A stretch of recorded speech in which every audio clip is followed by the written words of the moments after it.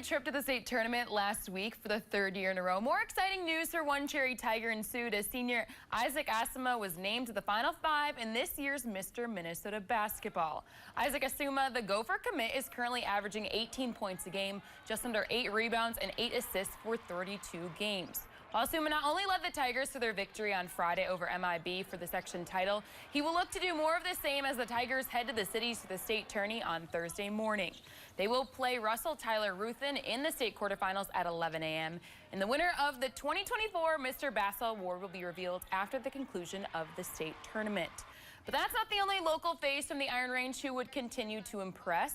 From rival school Mountain Iron-Buhl, the Rebel and senior star Jordan Zubich is among the Final Five for Miss Basketball 2024.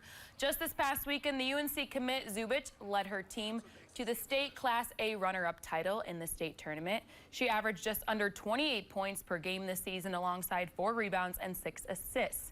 The winner of Miss Minnesota Basketball 2024 will be crowned on April 5th at the All-Star Series banquet.